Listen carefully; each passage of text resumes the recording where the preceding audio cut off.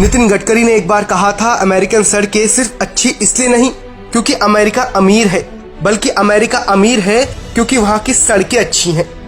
वैसे ये विचारधारा जॉन कैनेडी की है, जिससे प्रेरित होते हुए मोदी सरकार के सड़क एवं परिवहन राज्य मंत्री नितिन गडकरी भारत को अमेरिका से भी आगे लेकर जाना चाहते हैं और ऐसी ही सोच रखते हैं मोदी सरकार में काम कर रहे अन्य लोग। यही कारण है कि भारत आज 5 ट्रिलियन इकोनॉमी बनाने के लिए सड़कों पर विशेष ध्यान दे रहा है।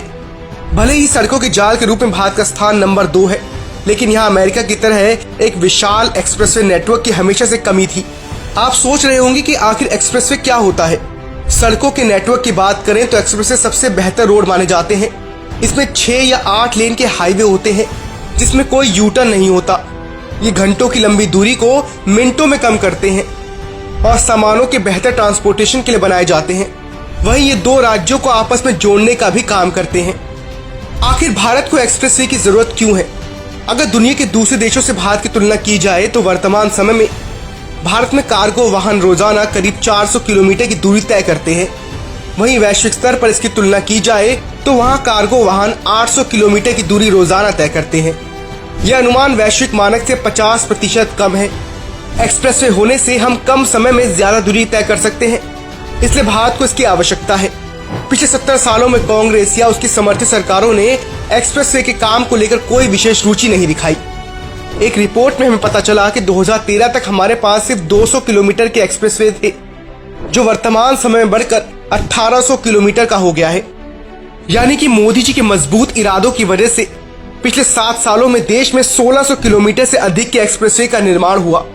वहीं पिछले 70 सालों में एक्सप्रेसवे की कुल लंबाई केवल 200 किलोमीटर थी। इसमें कोई संदेह नहीं कि लंबाई के मामले में अमेरिका के बाद भारत के रोड नेटवर्क दुनिया में दूसरे नंबर पर है। लेकिन हमारे पास कम एक्सप्रेसवे हैं, ये शुरुआत से ही चिंता का विषय था। अमेरिका में 68 लाख सड़कें और 96,000 किलोमीटर एक्सप्रेसवे, चीन में 52 लाख सड़कें और 1,61,000 एक्सप्रेसवे, भारत में 62 लाख सड़कें और 1800 किलोमीटर एक्सप्रेसवे। इसको हम कुछ ऐसे भी समझ सकते हैं कि दुनिया के 2 सबसे अधिक आबादी वाले देशों में 2 सबसे महत्वपूर्ण शहरों के बीच यात्रा करने में कितना समय लगता है।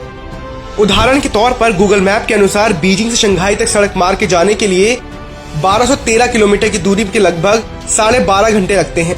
NH 48 के माध्यम से दिल्ली से मुंबई जाने के लिए 1414 किलोमीटर की दूरी के लगभग 22.5 घंटे लगते हैं।